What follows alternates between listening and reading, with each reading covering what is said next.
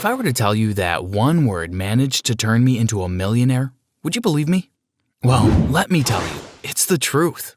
The word no made me a millionaire. And if you don't believe me, keep watching to figure out how it all happened. Usually these stories about how people become millionaires always start out with the people claiming they lived a poor life, they were so miserable, etc. But actually, with me, that's not how it started out. I wasn't rich, definitely not, but I was happy. My family and I could afford small holidays sometimes, and we didn't really need to be too concerned about getting food on the table and a roof over our heads. We weren't poor, but we weren't rich either. We were somewhere in the middle. But before I go on, be sure to hit that like and subscribe button, and smash that notification bell so you don't miss out on any of these awesome stories. If you do this in the next 5 seconds, you will become a millionaire when you're older. Trust me, it really works. When I was 16, my dad had us move to a new location for his job. He had gotten a promotion at his company, and even though I was really sad that I had to say goodbye to my friends, I was happy for him. He told me this new job was really exciting and he loved going to work. My first day at my new school was pretty hectic, to say the least. You see, I guess I was considered quite the handsome guy, or at least that's what lots of people told me. I didn't really know what they meant, to be completely honest, but I guess there's always the saying that people see you as 20% more attractive than you see yourself. Well, when I first got to school, I was surprised to find a lot of people wanted to be my friend. The new friends that I made told me a lot about how the girls thought I was cute and wanted to go out with me. I was pretty overwhelmed, but excited to know that I was popular. I was pretty much popular with everyone, that is, except for a peculiar guy called Michael. Michael was in the same class as me for pretty much every subject, and for some reason, he hated my guts. Whenever we were around, he would give me death stares and whisper insults under his breath. I'm pretty sure he was just jealous of me. One day, I was sitting at my lunch table when Michael appeared. He had a tray of food and pretended to trip over so that all his food landed on me.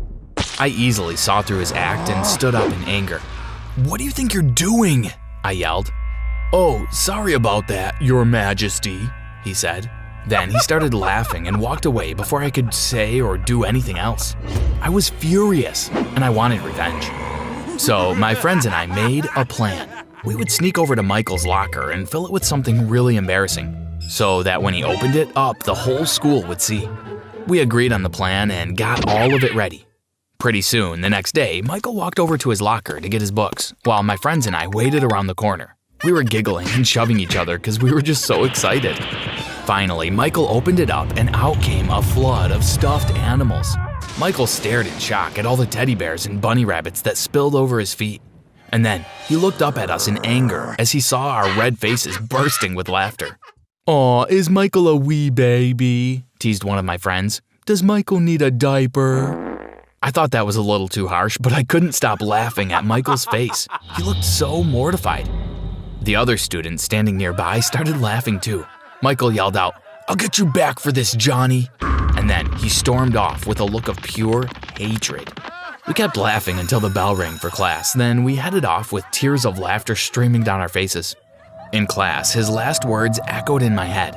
"I'll get you back for this, Johnny." But I wasn't too concerned. What was the worst he could do? Little did I know, Michael was capable of doing a lot. And if I had known what he would have done next, I would never have pranked him. I came home one day to find my father in the living room with my mother, who was crying. "What's going on?" I asked in a panic. "Johnny, there's something I have to tell you," said Dad. He motioned me to sit down next to him, and then he started to explain everything. "I've been fired from my job." "What?" I said in surprise. "But why?" "I have no idea, but don't you worry, we'll work things out." "But how will we live if you don't have a job?" My dad hesitated and looked at my mom. I'm not exactly sure, but I'll make sure things are fine. I'll get a new job." But, Johnny, you know how the saying goes, what doesn't eat you makes you stronger." I nodded in agreement. He was right. We would make it through this. We could do it. But it was so shocking. Why would he be fired all of a sudden? Hadn't he just been promoted? Surely he hadn't done so bad a job that his bosses had to fire him. The next day at school, I was feeling blue. My dad had no job, we were worried about money, and I may have to move away again. I told my friends about it and they comforted me, but then I heard an evil laugh come from behind me. When I turned around, I saw it was Michael. "Your old man's been let off now, has he?" he sneered. "Shut up, Michael," I snapped. Michael laughed again. I wonder why he got fired." "Michael, you can just stop," I started, but then I froze. I realized something was wrong. There was no way Michael could have overheard what I told my friends. I had whispered it to them, and yet somehow he had managed to overhear from 3 meters away. I turned to Michael and asked him if he had anything to do with my father's sudden sacking. "Maybe, maybe not," said Michael. I stood up suddenly. "Michael, please tell me you're joking." Michael laughed again. "My father may or may not be the owner of the company your father works at, and I may or may not have asked him to fire your dad." I felt my jaw drop. "Why would you do that?" Michael's smile disappeared and he looked angry. "Because you're mean and you don't deserve all this popularity. You should just leave this school. I wish your father never got that transfer to a promotion. That way, I would never have met you." "Why do you hate me so much?" I asked. "What did I ever do to you?" Michael didn't say anything. He just turned on his heel and ran away. It was a good thing he ran away too. I felt so angry I could have punched him. On the way home from school, I contemplated whether or not I should tell my parents about what Michael had done. It would definitely help them a little to know that my dad hadn't been fired because he was bad at his job. But then they'd realize that it was all my fault. If I hadn't unconsciously made an enemy of Michael, then my dad would still have his job. I decided I would have to drop out of school or something, get myself a job. I knew it was a desperate attempt, but I was gonna do it. On the bus ride home, I started planning out how I would get a job. I could work at a restaurant or maybe a grocery store. The money would be little, but it would be something. But suddenly, I was pulled from my thoughts when I noticed a man in a business suit standing across from me. I was in a seat, and there were no other available seats on board. I stood up and tapped the man on the shoulder. "Here, take a seat," I said. The man smiled gratefully and sank into the chair, obviously exhausted. "Thanks, son." He paused and looked at me. "What's your name?"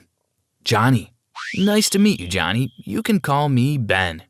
We didn't talk for a few minutes, but then I asked him what his job was. I thought I could maybe get a few ideas for my own future job. "I'm the host of a game show," he replied. I didn't expect that answer. "Wow, like a money game show or something?" "Yeah." "Man, I wish I could go on one of those. My dad just got fired and I want to get a job to help out, but I know it's not going to help out that much. I'm pretty stressed out." Ben smiled. "You know what? Why don't you come on my game show? You're a handsome lad. The viewers will love you." I couldn't believe my ears. "Wait, are you serious?" "Sure." The bus was slowing down and Ben stood up. "This is my stop, but here, call this number." He handed me his card. "And we'll work out a time and date." I couldn't believe my luck. "Thank you so much." "No worries." Ben smiled and walked off the bus. That evening, I told my parents about my meeting with Ben, and we immediately called him to figure out when would be a good time to shoot the game show. We worked out a date a week from now. I was so excited. I started studying material and general knowledge every night. My parents helped me too, and would test me a lot. I was a pretty smart kid already, so it wasn't too difficult a task. We found out that the highest prize on the game show was $1 million, but we weren't aiming for that because we knew it would be really difficult. Instead, we tried aiming for smaller prizes with the best chances of winning. Pretty soon, a week flew by, and it was time for my appearance on the game show. We drove over to the filming set, where I was prepped up in a suit and tie, and within a flash, I found myself on TV, live on air, seated across from Ben. "Ready?" asked Ben. I nodded. The first question was, which animal has 3 hearts? It was a multiple choice question with 4 possible answers: llama, octopus, squid, monkey. "Octopus," I replied. The buzzer sounded, revealing I had answered correctly, and just like that, I got $5,000. The questions seemed to fly by, and with each correct answer, I realized I was getting closer and closer to the $1 million cash prize. Before long, I found myself at the very last question. I was so stunned. How had I managed to answer them all correctly? I couldn't believe my luck. Ben smiled and gave me the final question. "For this one, you either have to answer yes or no. Do you understand?" I nodded. "Okay," said Ben. "Is Sydney the capital of Australia?" I hesitated. My immediate answer would have been yes, but then I wondered if this was too easy. It must be a trick question of some sort. And so, without really knowing whether this was right or wrong, I said, no. Ben smiled again, and then golden lights shone from all the buzzers. I had won! I had won $1 million! I couldn't believe it.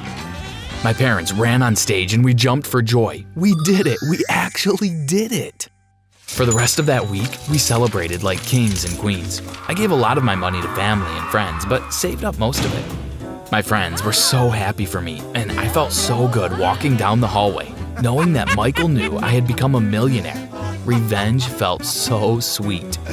I ended up telling Dad about Michael, and so he immediately went to his boss and demanded he reconsider.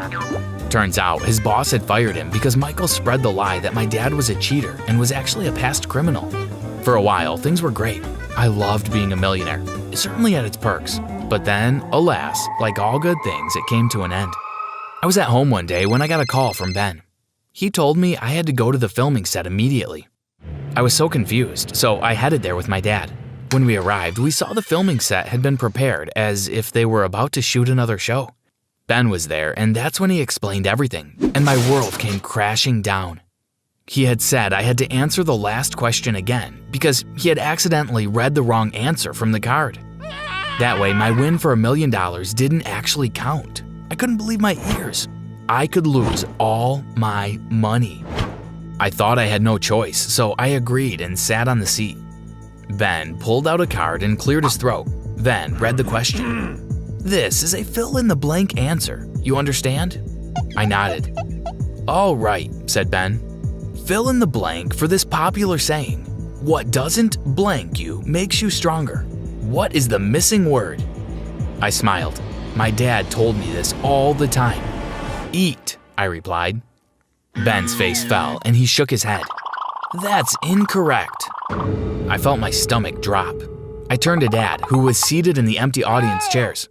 But you always told me what doesn't eat you makes you stronger. Dad scratched his head and looked confused. I thought that was right. The correct answer is what doesn't kill you makes you stronger, said Ben. I'm sorry, Johnny, you lost all the money. I felt like I was gonna cry. I put my head in my hands, but then, all of a sudden, a loud alarm started to ring out, and Michael appeared from behind a curtain. Ha! You just got pranked, Johnny, yelled Michael. Of course that last question wasn't an accident. Get pranked, he teased. I was stunned beyond words. So the money is still mine? Ben smiled. Of course, Johnny. Sorry about that. Michael hired me here for this prank. I really am sorry. Michael laughed at my shocked face. And we got it all on footage, he said, pointing at the cameras. I was still speechless and glanced at my dad, who looked speechless too. I was glad the money was still mine. But man, Michael was a weird kid.